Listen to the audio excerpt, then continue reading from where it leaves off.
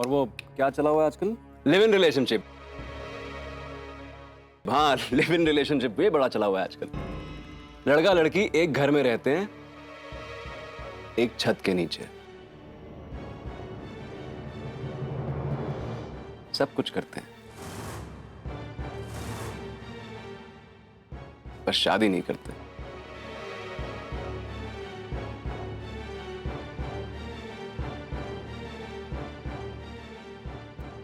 क्या पता आपकी बेटी त्रिशा भी ये। सम्राट,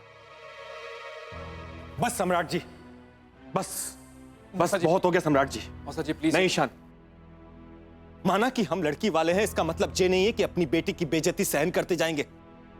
और ऐसे जलील शब्दों का इस्तेमाल करके बहुत बड़ा अपमान किया है हमारा और हमारी बेटी का।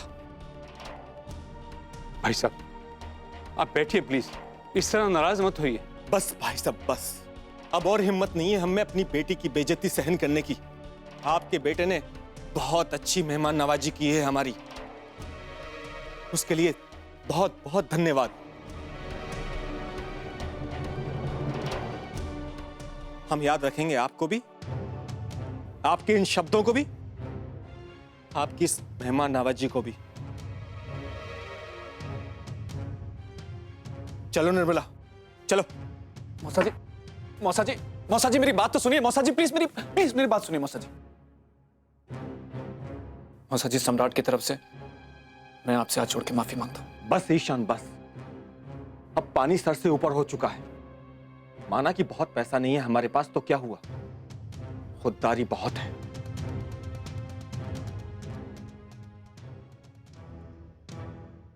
बस एक एहसान करना हम पे, अनु को घर तक छोड़ देना। चलो निर्मला, चलो।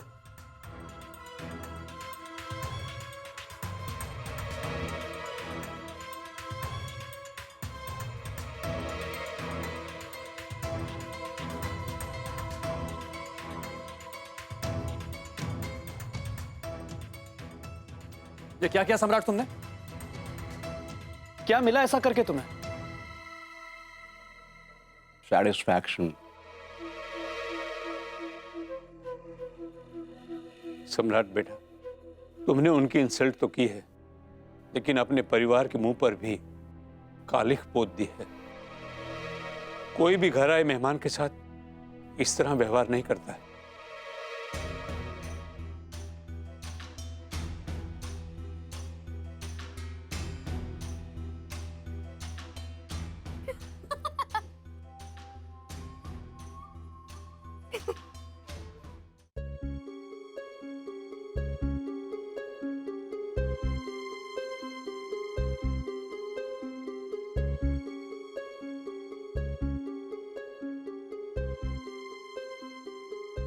मौसा मौसी जी कहाँ चले गए माँ?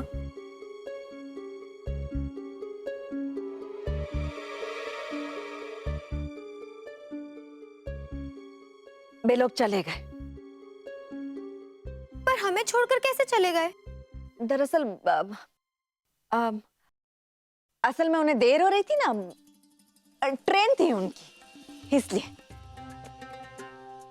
पर अब भी क्या, अभी थोड़ी है। एक्चुअली छुटकी, तुम बिल्कुल चिंता मत करो। मौसा जी मुझे जिम्मेदारी दे गए तुम्हें घर छोड़ने की। तुम अपनी दीदी से बात कर रही थी तो उन्होंने तुम्हें डिस्टर्ब नहीं किया।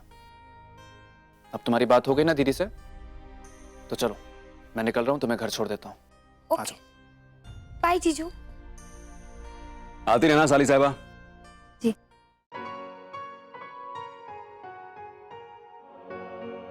भाई, अपना ध्यान रखना।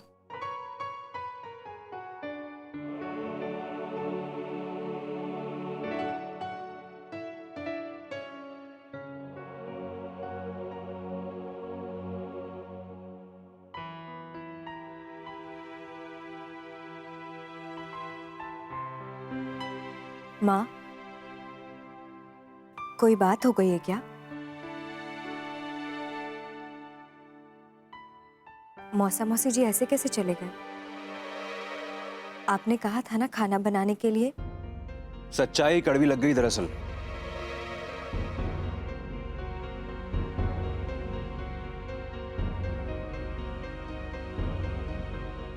चलिए मैं भी चलता हूँ,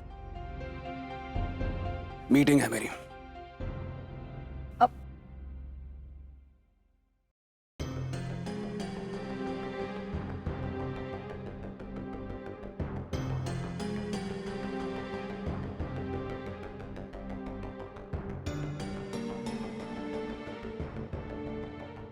माँ, क्या कड़वा लग गया? कुछ हुआ है क्या? पता नहीं, हमारे तो खुद ही समझ में नहीं आ रहा है, तो हम तुम्हें क्या बताएं। अब छोड़ो ये सब और खाने का इंतजाम करो। भूख के मारे हमें चक्कर आ रहे हैं।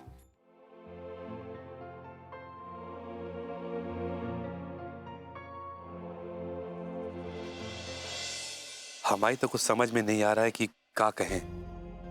आप इतने अपसेट मूड से जा रहे हैं, कुछ तो बताइए, क्या कहा आखिर उन लोगों ने? भाई साहब, आप अपने दिल पर कोई बोझ मत रखिए। जो हुआ सो हो गया बस। सचिव, एक और बार ट्रेन की सिचुएशन पता कर लेता हूँ, अब फिर निकलते हैं। कम से कम हमको बताओ तो सही कि आखिर हुआ क्या उर्मी के ससुराल में तुम लोगों के साथ? कुछ भी नहीं दीदी, जाने दो। अब आप भी ये सब सोचकर परेशान मत हो। अरे काहे परेशान ना हो, वहां से गुस्सा के आए हो तुम लोग और कह रहे कोई फर्क ना पड़े। ये क्या बात हुई, हम बताओ तो क्या हुआ? वैसे बड़ा ही अजीब है जय सम्राट। अरे कोई अंदाजा ही नहीं लगा सकता है कब कहा कह दे, कब कहा कर दे। अब ऐसा कुछ हो जाएगा हमने तो सोचा ही नहीं था। शायद हमारी और सम्राट जी की सोच में ही जमीनी अंतर है। यही वजह है कि पहले त्रिशा को परेशानी हुई और आज हमारे लोगों को भी।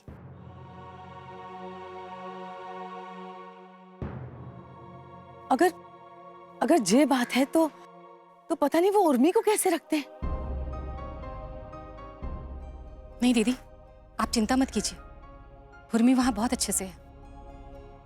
पदम जी, कुछ तो बताइए, आखिर हमें भी तो पता चले कि उन्होंने आपके साथ क्या बर्ताव किया, क्या कहा उन लोगों ने। हमें अंधेरे में छोड़कर मत जाइए, बताइए कुछ। बस यूं समझ लीजिए भाई साहब, त्रिशा के बारे में जो कुछ भी संभव था, सम्राट जी ने सब कुछ कहा। चाहे जो भी हो, पर त्रिशा हमारा मान है, बेटी है हमारी।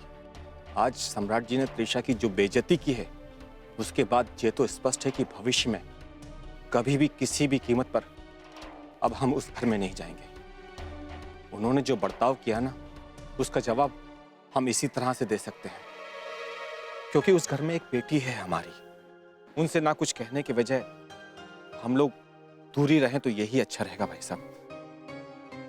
ऐसा न कहो बेटा, ऐसे तो हमारी नई रिश्तेदारी में दरार आ जावेगो। जो है साफ कह दिया हमने अम्मा। अब आप लोग प्लीज इस बात को अन्यथा मत लीजिएगा।